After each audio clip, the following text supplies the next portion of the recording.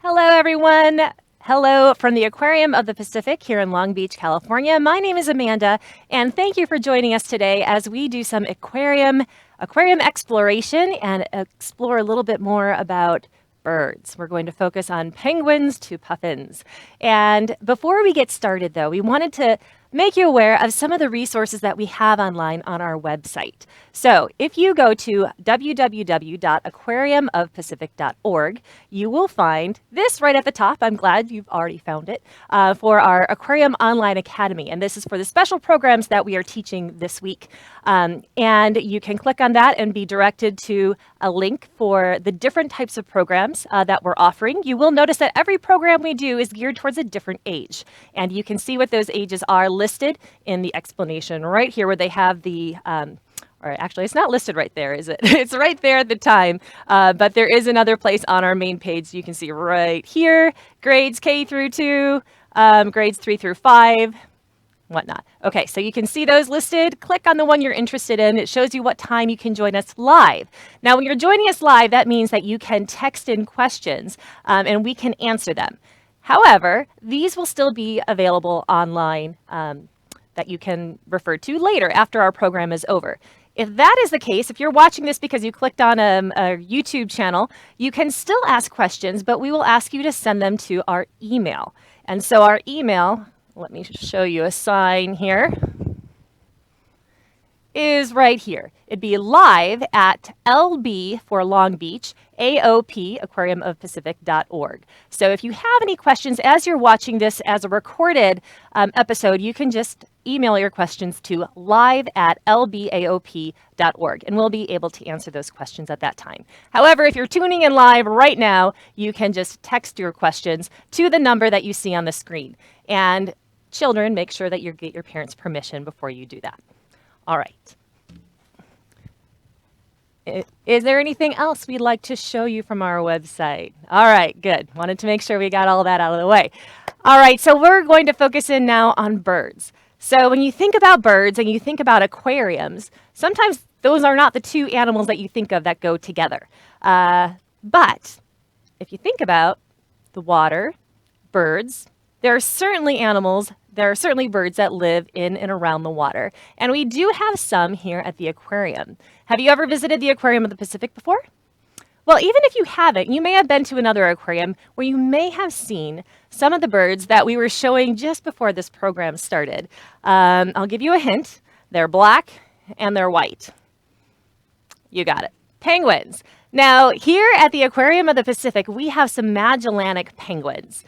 And this is what we were showing earlier. These are Magellanic penguins. Now, what I'd like you to do is look at this and tell me if you notice anything that seems unusual. When you think about penguins, is this the type of habitat that you envision? Because I know we're in Southern California, and people oftentimes think, well, I don't know, penguins, Southern California, they don't seem to mix. However, again, if you have any comments or questions, you can text to 286-1838, and we can answer those questions and get your comments here live. So when you're looking at this habitat, yes, there is something that oftentimes people think is missing, and that is what? That's right, snow and ice. We don't see any snow in this habitat. What do you see instead? Do you notice? Where's that penguin going? Oh, they're walking away. Where's it going? Oh, my goodness. They're heading out, but that's all right. You know what that is? This is a burrow, or we've provided it to look like a burrow and act like a burrow for a penguin. Now, a burrow is a place where they can make their nests. So yes, we are actually getting into nesting season for our birds. So it's an exciting time of year for them. And in our exhibit, we have basically a beach environment. So Southern California living is just what these penguins are used to, except they don't live in Southern California. They normally would be found in South America and in areas where there are beaches where they can actually make burrows to have their nests. And they live near the ocean, not in it all the time, but they do spend a good portion of their time out in the ocean as they're migrating and searching for food. So the Magellanic penguins are normally found in South America. and around Chile and Argentina. And that's where you would normally find those animals. But here in Southern California, we have an environment that we've created for them in our habitat that is very similar to what they're used to. They don't require the snow and ice that some other penguin species might. All right, so as you're looking at these animals, I want you now to tell me what you notice. When you look at them and when you watch them move, we have someone getting ready to go in there and do some feeding, so it might be a really neat time to watch. Or actually, look at what's in that bucket. It actually doesn't look like food, does it? Do you think that we feed our penguins like those branchy things there? That doesn't really look like food, does it? No, that's actually for another purpose. What do you think a penguin might want to use that sort of material for? And you might notice a little bit more of it in other places. They're grabbing it in their mouths, but that is nesting material. So our staff, our husbandry staff, and the people who work in our husbandry department that work with the penguins are called aviculturists. So aviculturists are there to take care of the birds, and they're giving them all the materials that they need so that they can carry on their normal lifestyle. So penguin bodies, they're black, they're white, but what are they covered in? As you know, birds have feathers. Now, the penguin feathers are a little bit different than other feathers because think about where they live. When they are swimming around in that water, they need to be kept warm, right? So they have some extra special feathers that help keep them warm. And I think I have some that I can show you here. So I'm going to walk over to my camera and I'm going to see if I can get a close picture of some penguin feathers that we can show you. Now bear with me as I kind of zoom in here. It's kind of small. Let's see. We can get a little bit closer look. So on the outside, on the tail ends, it's a little bit flatter. Penguin feathers lie pretty flat against their body. You can see they're kind of bright and shiny, that black color that you expect to see. But then they have all these under feathers right here, these lower ones that look kind of like, cotton or something. And that's the down that will help keep the animal really, really warm. Now, Magellanic penguins have about 70 feathers per square inch of their body. But in some cases, if you were to count all these little teeny tiny feathers, they can have over 100. So there can be a lot of feathers there that helps insulate that penguin and keep them warm. Now, penguins being birds are actually warm-blooded animals. And so we know that we are warm-blooded, being mammals, and we have to keep our bodies warm. And whales and dolphins, marine mammals in the ocean, have blubber to help keep their bodies warm. But these penguins rely on these special feathers to help keep them warm in their habitat. Now, there are other features to the penguins that are special about being the fact that they're birds. And so what is something else that penguins have besides feathers, or something else that birds have? We know that they have feathers. What else is a special characteristic of a bird? Well, their beak, of course. So let's take a look at some beaks. I actually have, first off, I was hoping I could show you a penguin beak right away, and I think I didn't grab it. But I'm going to show you instead in front of me. In this little tiny box, I have a little tiny beak, and it's actually not from a penguin, and it's not from any animal that we have on display here at the aquarium. But it's really tiny. What is the smallest bird? I'll bring it over here to the camera so you can see it. Look at that little teeny tiny skull in this box. What is the smallest bird that you can think of? Can you think of any small birds? Can you think of any? They tend to fly really fast. They beat their wings so fast that you can't even see their wings sometimes when they're flying. Any of you guess it? This is from a hummingbird. Aren't they cute? Such small little heads, such small tiny beaks. So anyhow, I have my penguin beak now that I can show you. Look at the difference in size between this hummingbird beak and this penguin beak. There's quite a big difference, but let's take a closer look. I'll bring it over to the camera so you can see it a little bit better. So this is the skull of my Magellanic penguin. Oops, I need to zoom out a little bit. So notice they have a very dark beak. Now it looks a little bit of like yellow here because of the light and how it's hitting in the studio, but they have a dark beak and it's pretty thick. But if you were to look inside the penguin's mouth, This is really interesting. Think about what a penguin likes to eat. Well, they like to eat fish, and they like to eat some small fish. But to make sure that it can get in and they can hold it in their mouths too and bring it back to maybe even their young penguin that might be way back on shore and they're out in the ocean, they actually have these really crazy grooves inside their throat that help them to hold their fish so that when they're swallowing it, it can stay in their mouth and not fall out. And so if you look inside, they have these little tiny ridges, and I wish that we could show you that on a picture, but I don't think we've got any pictures right now of the inside of a penguin throat. But let's take a look at another beak that is, you might think looks kind of similar, because let's compare it to the penguin beak. Looks similar. But this one right here is from another animal that you can see in lots of different places around the country. You can see them near lakes. You can see them near the ocean. This is a skull of a gull, so a seagull. And this is a penguin. So you can see the penguin's beak is much shorter and thicker. This bird is used, it uses its beak for scavenging and looking for things that might be discarded by other creatures, such as humans.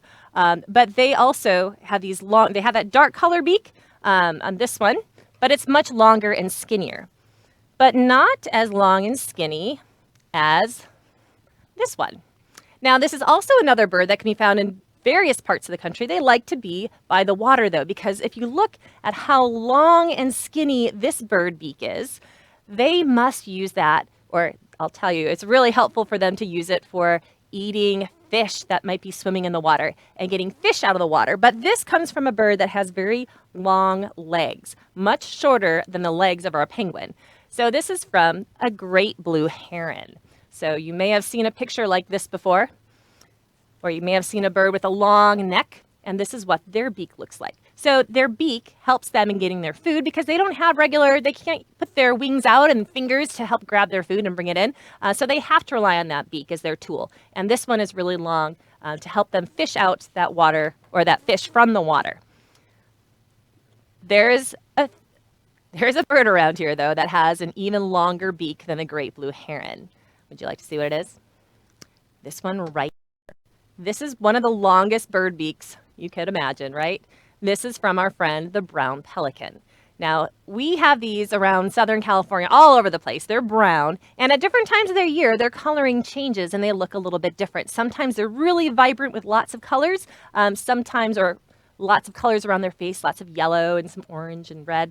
However, most of their body is a dark brown color, but it does change from season to season. But this is how long their beak is. Now, as you know, pelicans had that big pouch, that gular pouch underneath them that they use for helping them hold their food.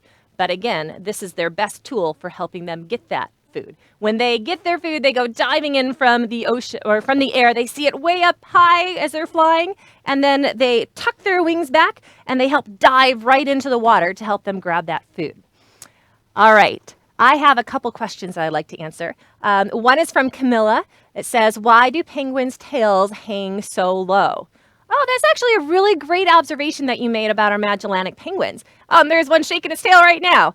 They actually have what we would call a wedge-shaped tail. And that's one of the characteristics that kind of sets Magellanic penguins apart from some of the other animals. But not all penguins have tails that look exactly the same. But they are very low, and they're kind of stiff to help them act kind of like rudders, or to keep them swimming straight in the water. They do have a football-shaped body as they swim, and that makes them a little bit more fusiform. It makes them easier, more hydrodynamic as they're swimming through the water.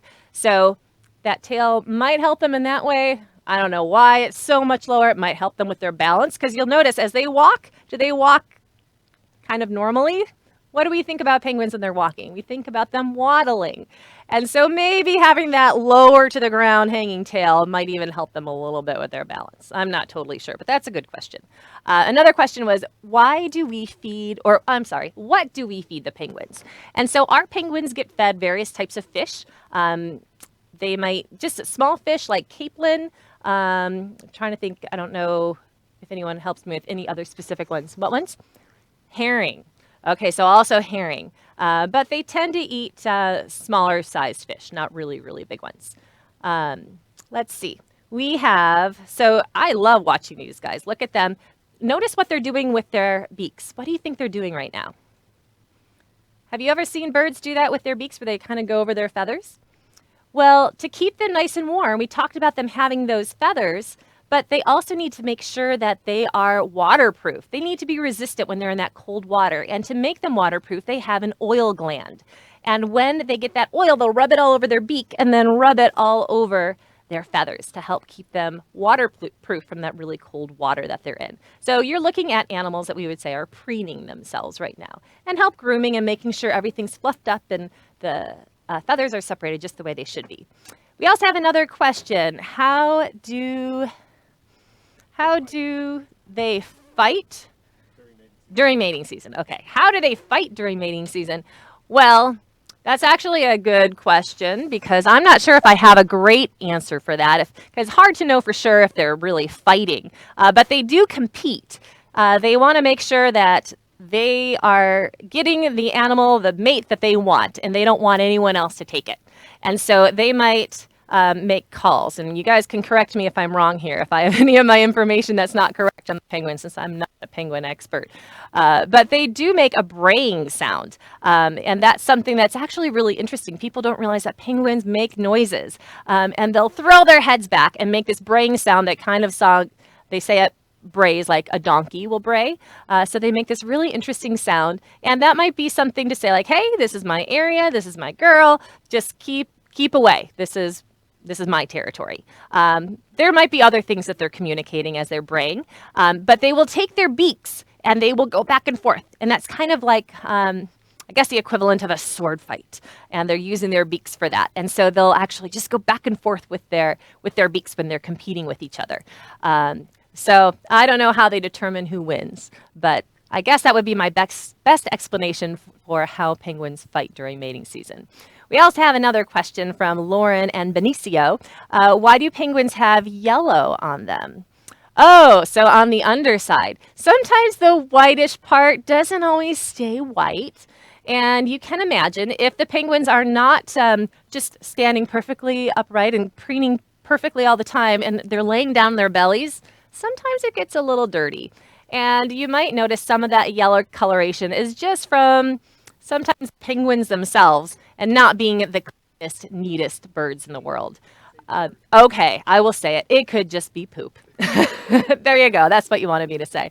So that could be all over them. So hopefully there's not too much yellow on them all the time. And plus they get in the water, they clean off. Looks like right now we have a gull that's in the water deciding to wash off in the water here. But good questions. Thank you for asking. And what are the black mats? Luke wants to know. That's another good question. So the black mats that you see in our exhibits are there to prevent the penguins from getting a condition that we call bumblefoot. A bumblefoot is a condition that the penguins can get if they're walking on different surfaces that their feet are not used to.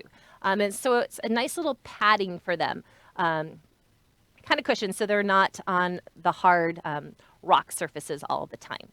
But good question. Thanks for asking. Why are their wings small and skinny? Okay, that was a question from Evan. And now think about, what do birds use their wings for? Why do they have them? Well, of course, most birds fly and they use their wings for flying. Penguins, however, don't have that option. They don't fly with those wings because they are so small and skinny. If they try flapping those, they're not going to get very far off the ground. But they use those instead for, that's right, swimming. So they use them for swimming, and having that thicker rudder sort of shape makes them stronger swimmers as they're pushing through the water underneath the surface. So more questions. Thank you. Keep them coming. If you have more questions, go ahead and text them in. All right. Well, we've got to talk about another bird at the aquarium that we haven't had a chance to look at. Now, unfortunately, this one, we don't have a live penguin cam or a camera to look into this exhibit, but we do have some other birds up in our Northern Pacific gallery up on the second floor of the aquarium. And when I say Northern Pacific, this is a totally different hemisphere than where the penguins live. So penguins are in the southern hemisphere. These birds, do you know what they are? Kind of hard to see through that window a little bit. My friend James actually took this video just yesterday, but we got some video of these animals in their habitat. They're black and white, but they're not penguins. This one right here is what we call a Pigeon Guillemot. And then this one is kind of tucking his head in. You can see his feathers, these yellow feathers coming out. And here he is again right here in the front. What are those? Those are puffins. So puffins, this right here is a horned puffin. We have two different types of puffins in our exhibit. We have horned puffins and tufted puffins. And this is a horned puffin right here.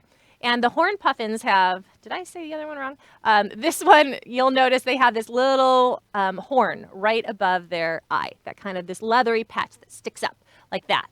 And these are horned puffins. Now, the other one that we were looking at earlier is called a tufted puffin because it looks like they have these long, like eyebrows almost, like these big tufts of hair. But those are actually long feathers. So these are tufts of feathers that are right above their eyes. And the tufted puffin is a little bit bigger than the horned puffin, but still not super big. Now they can get maybe about 2 pounds or so. So not super heavy, but in general, birds are not very heavy animals because most of the time they're flying, right? And so tufted puffins and horned puffins, both are birds that can fly. So while you notice their feet are very webbed, because they also do swimming in the water. They spend a lot of their time in the water, just like the penguins also have webbed feet. Did you happen to notice that as they were walking around? Well, they had the webbed feet to help them swim through the water. However, these birds can also fly, and they'll actually make their nests rather than down on the beaches. Sometimes they might be up on cliffs. And so they have to make sure that when they're building their nests, that they are back inside well enough so that their baby chicks, when they're born, they don't wander on out and fall down, because that would be a really bad thing. But again, these are our puffins. Now, these are what we call diving birds. Diving birds are a little bit different from other birds we have around the aquarium and other shore birds or our lorikeets because they have much denser bones to help them as they go swimming in the water, to help weigh them down. Now, birds that do fly, even though I did say that these happen to fly, they do have dense bones, but they're not quite they're still able to fly, but not quite as easily as birds that only fly rather than swim. But we also have some birds called lorikeets, which are very popular at the aquarium. They're called rainbow lorikeets. You can probably figure out why because of the bright colors that they have all over their bodies. But I want you to take a look at their feet and their beaks and notice some differences compared to what we saw earlier. So these feet that are right here are really good for helping them grab. They're not really good for holding on or helping them swim through the water. So these can live in trees, as you can imagine. And notice their beaks are a much different shape than the penguin beaks and the birds that are having to fish and grab their food from the ocean. Instead, these animals live in areas that are near the ocean. Actually, they're found in Australia, along the coastal areas of Australia, northern and northeast islands off of Australia, including New Zealand. This is where they can be found. But lorikeets are special types of parrots that they're a little bit different from other parrots in that they don't have a fully developed gizzard. Now, that might be a word you're not as familiar with, but a gizzard is something that can help that bird to grind up and to digest their food before it gets into their system. So the gizzard, if they don't have a fully developed one, that means they can't eat the bird seed that we oftentimes think about birds eating. When you feed a bird seed, right? They crack it open, they can eat it. Well, lorikeets can't do that. They have a diet that is strictly liquid and nectar. Nectar is what they can get from the fruits and the flowers as they're eating them. What they do when they eat fruit is they will take a bite of it, munch it up, get all that pulp out, and they spit it out. And then they just swallow the juice. So here at the aquarium, we feed them a nectar mix. So they only have a diet that is just the juice, and it flows out of them very easily, which is why we also have wash stations at Lorikeet for us as soon as you exit. But it does wash out very easily, just so you know. All right, we have some more questions that are coming in. Luke was asking what size are their nests? Now, I'm not sure which bird he was referring to, if it was the penguins or the puffins, or even the lorikeets, because lorikeets do build nests too, but they tend to dig them out. Actually, it's an interesting thing about even the penguins and the other birds is you'll see them digging. They'll actually kind of dig out those nests. Remember how he said that they have burrows? And I don't know exactly how long they are. I know that penguins, our Magellanic penguins, they can have burrows about 6 feet long that can go pretty deep. I think puffins are similar to that as well. So they can be kind of lengthy to make sure that their young ones are not getting too close to the edge. They also have separate little areas where they can use the bathroom too to keep their young ones nice and healthy and sanitary inside their burrows. Landon wants to know more about the crested auklet. Oh, the crested auklet is a bird that's also in this exhibit, our diving bird exhibit, and they have this crazy little crest right here, which is why they're called the crested auklet. But they have something unusual about them. They actually smell like tangerines. So they give off a scent that's very different from all the other birds we have that smells like tangerines. And it's something that they figure is very alluring to them. And you know what? It's not a bad smell. If you're going to be a bird or be around birds, having a tangerine smell is kind of interesting. So that's another little bit of information about the crested auklet. But again, notice their feet. They have a dark color on them, but they're kind of spread out and they've got that webbing too. So again, these are diving birds that have those denser bones. They can swim using their feathers, their wings, and also using those webbed feet that they have. Again, very different from the lorikeets. Camilla wants to know, how long can they go without eating? Ooh, that's a good question, Camilla. All these birds have different amounts of times that they could go without eating, but some of these diving birds travel long distances to feed, and it might be a few months, I want to say, that before some really start eating. It might not be quite that long, depending on how far they have to go to find their food. That's the biggest obstacle to a lot of these birds, is finding the food that they need to eat. Because we are taking a lot of commercial fisheries will take a lot of fish out of the habitat that these animals rely on for their food source. And so we need to make sure that we're not taking too much out and that we're not overfishing so that these birds still have the food that they need. That's an interesting thing about our penguins, is some of the penguins that we have here were rescued from Brazil, which is a little outside their normal habitat range. They were found in an area kind of stranded in Brazil, and they said, we need someone to help take care of these birds. So the aquarium's like, okay, we'll help out. We didn't have an exhibit for penguins at that time, but we agreed to take some penguins in, and our veterinary care staff helped nurse them back to health because they all had that condition of Bumblefoot on their feet, and so we had to give them antibiotics and help them get better and give bandage changes on their feet every day.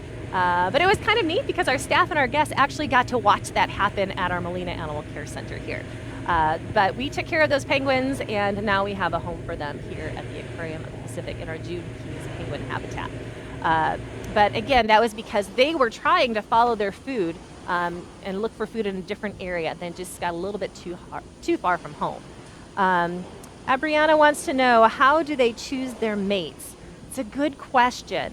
I don't know what it is that makes one penguin decide that they like another penguin better. But they do like to show off, and they'll strut their stuff around each other and try to lure the ladies in. Now, one thing that's special about the birds is that they tend to have two different types of feathers. They have what they call breeding plumage. The plumage is all the feathers all over their body. And then they also have their non-breeding plumage. So depending on if they're trying to attract a mate, and that's usually when they get really bright and colorful. Now, right now, if you look at, here's a picture of our pelican that I mentioned earlier, how they have two different types of breeding or different types of plumage. But our birds that we were looking at, our diving birds, right now you can see they have that really bright yellow tuft on the head of the tufted puffin, also a really bright face. But if you were to come back in the winter time, it would also be very dark in this exhibit, and they would be kind of dark in color as well. You would not see those big bright yellow feathers, and their head would be kind of a grayish color. And these birds would be the opposite. So the Pigeon Guillemots, in the summertime, they have dark feathers with a bright white wing patch and very orange feet. And then if you were to come back in the wintertime, they would be mostly white with some sort of gray speckles all over their body. So they look dramatically different during these two different breeding times. Let's see, another question. Do puffins have oil on their feathers? Yes, so puffins also do have oils that they'll use. They'll get it on their big beak that they have. And that's also another thing that changes with breeding season. That when it's breeding time, they have that bright bill that you see right here. And it's made out of the same material as your fingernail, your hair, called keratin. And this is something that will actually shed when it's not breeding season, and it will get more of a dull color and not be so bright red on the very ends. So that's another change the birds will have. Let's see. Does food affect the color of these birds like flamingos? That's a question that Bill wants to know.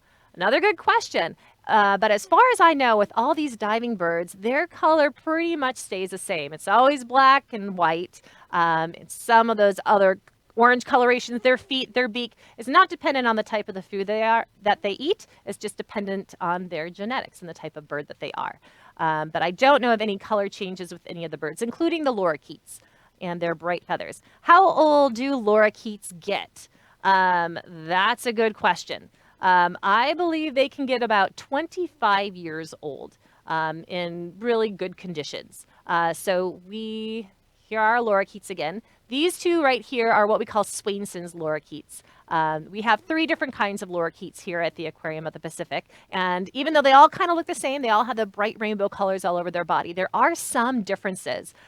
So when you come here and you see these birds, I want you guys to look at this real quickly. I realize our time is just about up. But look for what differences you notice. Look at the chest of the bird. See how this one has these sort of tiger stripes? This is the green-naped lorikeet. This one has kind of an orange and yellow, and this one is all yellow, and it goes right up here into his head too. So this is an Edwards lorikeet down here, a Swainson's lorikeet in the middle, and a green-naped, those tiger stripe lorikeets right there. So all those bright colors are not dependent on the food that they eat.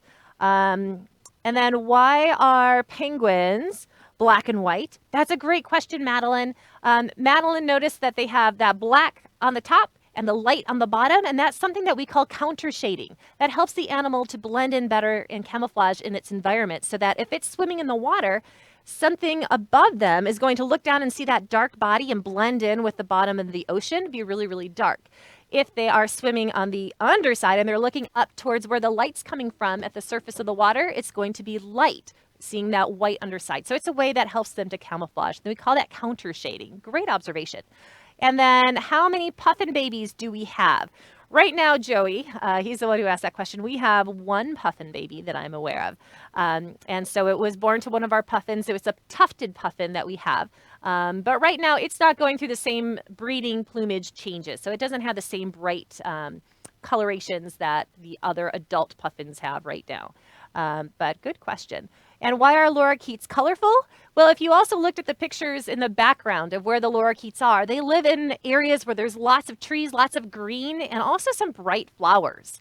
And so that is also a type of camouflage for them. Now, lorikeets like to stay together in big groups and big flocks. And they will actually sometimes be considered pests where they can be found in Australia because they will come down and on crops and birds with all these birds on these crops, and they'll actually like eat away at the little leaves and whatnot. And remember, they like to spit some stuff out, but they will eat away at some of those plants where they're found.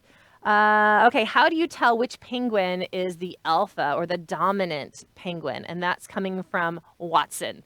And Watson, I actually can't answer that question because I don't know how to tell the difference, but they seem to know. Here's a picture of one that's braying right now. So you can see him making that noise. They put their wings out to the side, and he is being very noisy. I'm sorry you can't hear him right now. But I think actually on our webcam, if you do look at our webcams, I think sometimes you can actually hear the sounds that might come through. So something you might want to check out at home and after this program is over.